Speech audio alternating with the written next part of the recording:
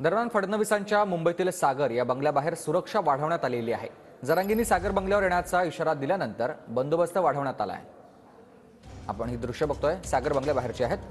कृष्णा सोनारवडकर माझे सहकारी आपल्यासोबत थेट सागर बंगल्याबाहेरून आहेत। कृष्णा, सध्या सागर बंगल्याबाहेर आपण बघतोय पोलिसांचा बंदोबस्त वाढवण्यात आला आहे, काय स्थिती आहे?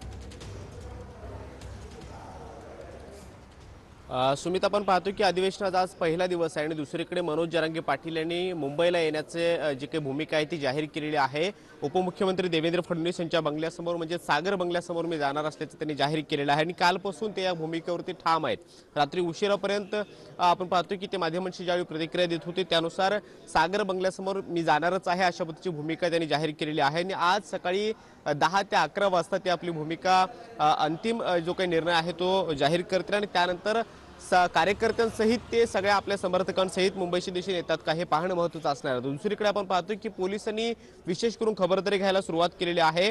नियमित तपासणीसाठी डॉग स्क्वॉड सुद्धा नुकत्याच काही वेळापूर्वी आलेला आहे आणि काल सुद्धा वरिष्ठ पोलीस अधिकाऱ्यांनी सुद्धा सागर बंगल्याचा सुरक्षेचा आढावा घेतलेला होता। जर मनोज जरांगे पाटील हे मुंबईच्या दिशेने आले तर या ठिकाणी अतिरिक्त मनुष्यबळ सुद्धा लावलं जाऊ शकतं आणि बंदोबस्त वाढवला जाऊ शकतो किंवा सागर बंगल्याच्या दिशेने मनोज जरांगे पाटील जर यायला निघाले तर मधल्या वाटेमध्ये जे काही टप्प्याटप्प्यामध्ये वेगवेगळे पोलीस दल आहेत त्यांना सुद्धा अलर्टची भूमिका जी आहे ती देण्यात आलेली आहे।